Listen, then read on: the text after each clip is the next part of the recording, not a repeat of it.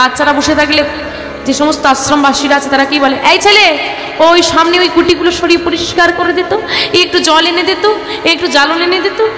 এইভাবে সবাই কাজ করায়। বেশ কিছুদিন আর মন্দিরের প্রসাদ সেবা করে।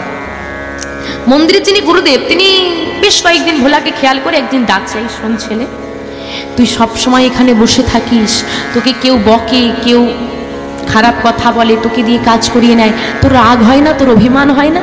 না না, আমার কোনো অভিমান হয় না। তোর বাড়ি কোথায়? আমার বাড়ি ওই দূরের গ্রামে। এখানে সারাদিন সারা রাত বসে থাকিস কেন? আমি বাড়ি ছেড়ে চলে এসেছি। কেন? আচ্ছা তুমি বলো তো, খাওয়াটা কি কোনো অপরাধ নাকি? না, সেবা করা তো কোনো অপরাধ না। জানো আমি একটু বেশি খাই বলে আমার মা আমাকে বলেছে ঘর থেকে চলে যা, অভিমান করে আমি চলে এসেছি। তুমি আমাকে রাখবে গো? তোমার সব কাজ আমি করে দেব, শুধু আমাকে একটু পেট ভরে খেতে দিলেই হবে। রাখবে আমাকে? আহা, এমন ছেলের, এমন ভোলা ছেলে পেলে কার মায়া পড়বে না বলো দেখি? আচ্ছা, কিন্তু এই আশ্রমে থাকতে হলে যে দীক্ষা নিতে হবে রে বাবা। তোমার যা দেওয়ার হয় আমাকে দাও, আমি সব নেব।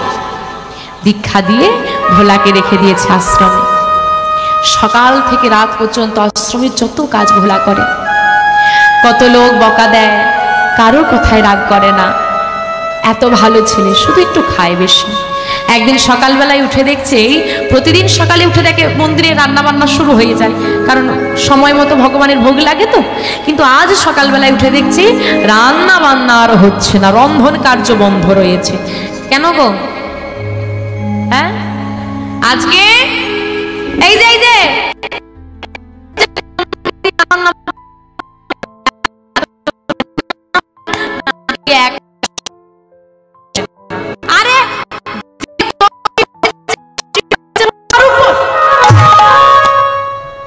বলে, দেখো বাপু, কে দোষী হয়েছে কে অপরাধী হয়েছে তো আমি বলতে পারবো না, তবে এটুকু জানি আজকে কেউ সেবা করবে না। যাদের সেবা করার ইচ্ছে হবে তারা ফল সেবা করবে, আর অনেকে তো করবেই না কোনো কিছু সেবা।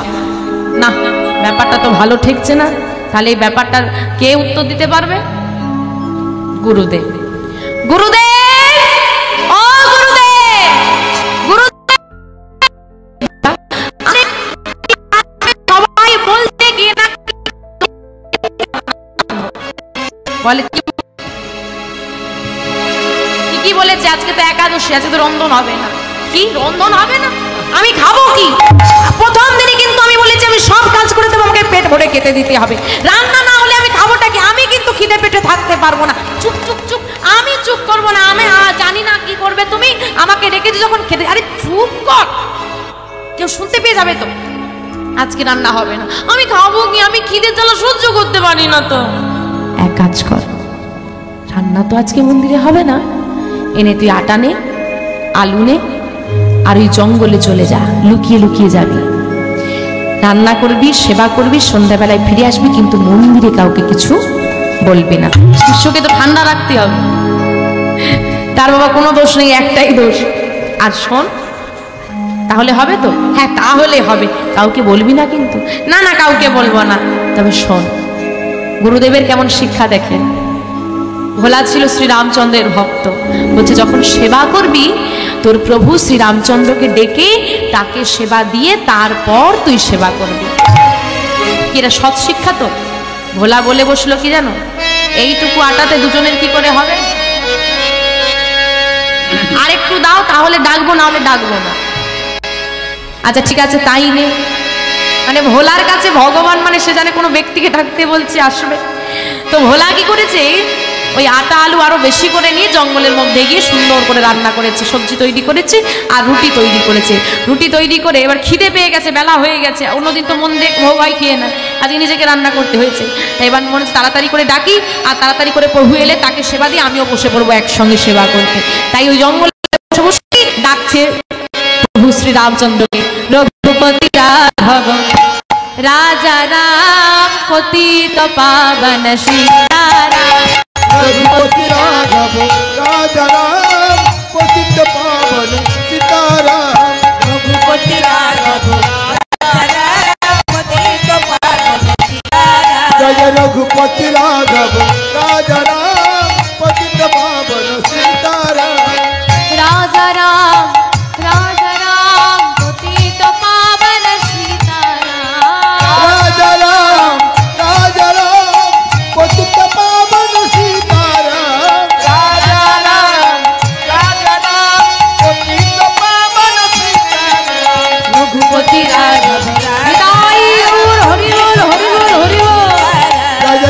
रघुपति राघव राजा राम पतित पावन सीताराम रघुपति राघव राजा राम पतित पावन सीताराम।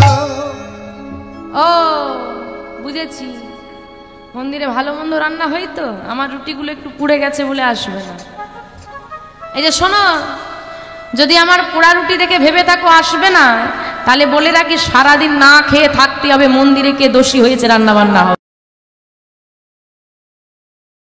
স্টাইলই আলাদা।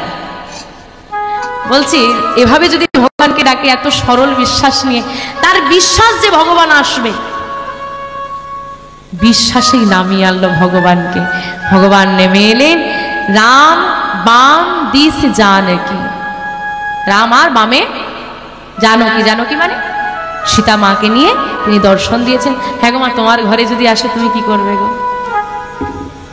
প্রথমে কি করবে? প্রথমেই তো আমরা দুটো চরণ জড়িয়ে ধরবো, তাই না? আর ভোলার প্রথম প্রশ্ন, ইনি কে? আমার জানকী। ও তা ইনিও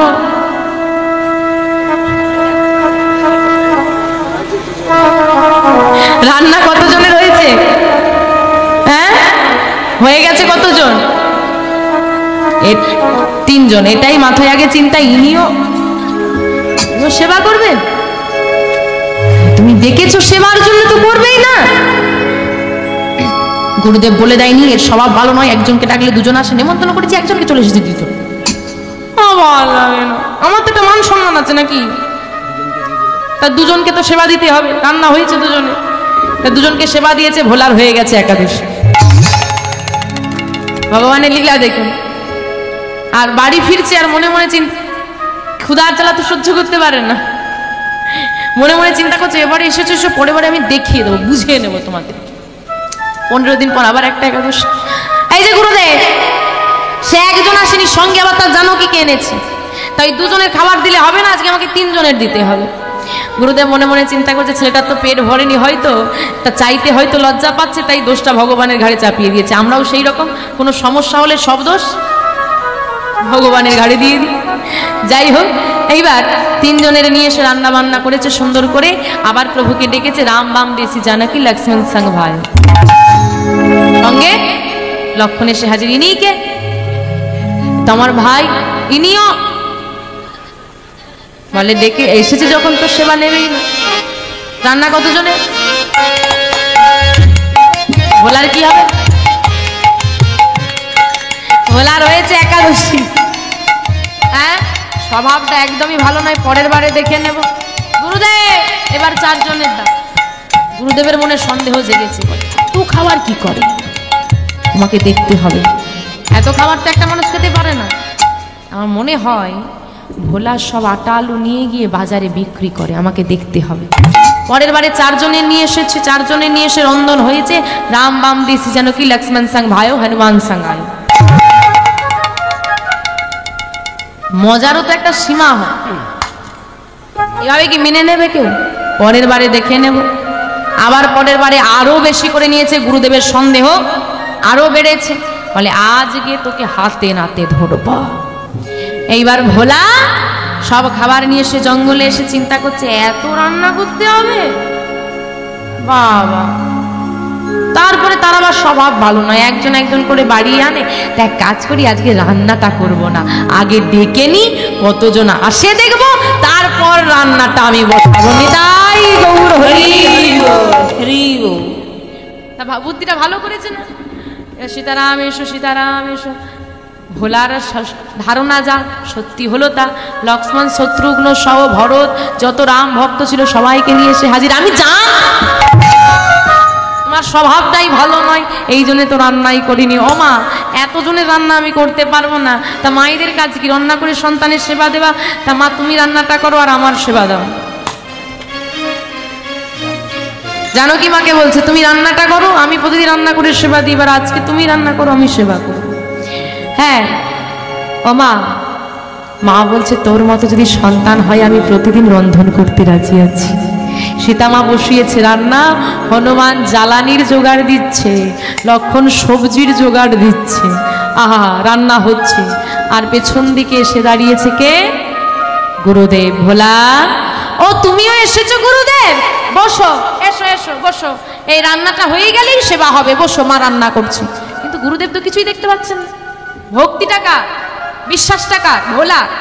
গুরুদেব জানে ভগবান মানে বিগ্রহ, আর ভোলা জানে ভগবান মানে আমার মতো মানুষ, সে আসবে সেবা করবে একসঙ্গে। গুরুদেবের মনে তো বিশ্বাসটা নেই, বিশ্বাসটা তো ভোলা, যা ভক্তি যার ভগবান তার। আর গুরুদেব বলছে, ছি ভোলা ছি, তুই এক্ষুনি এলি, এই এলো, এরই মধ্যে আটা আলু আর কিছু দেখা যাচ্ছে না, তার মানে কি বাজারে বিক্রি করেছে? ছি ছি ছি ছি ছি, সবাই আমাকে মন্দিরের বারণ করেছিল, কোন জাতির কোন ধর্মের কোন বাড়ি থেকে আসছে না জেনে মন্দিরে তুলবেন না। আমি কারো কথা বিশ্বাস না করে আমি তোকে এই মন্দিরে রাখলাম, দীক্ষা দিলাম। ছি ছি ছি, আমি জীবনের সব থেকে বড় ভুল করেছি, তোর মতো মিথ্যেবাদীকে আমি মন্দিরে রেখেছি। গুরুদেব, আমি তো মিথ্যে বলছি না, এই তো মা রন্ধন করছে, এই তো প্রভু বসে আছে, এই তো হনুমান, তুমি দেখতে পাচ্ছ না? ভোলা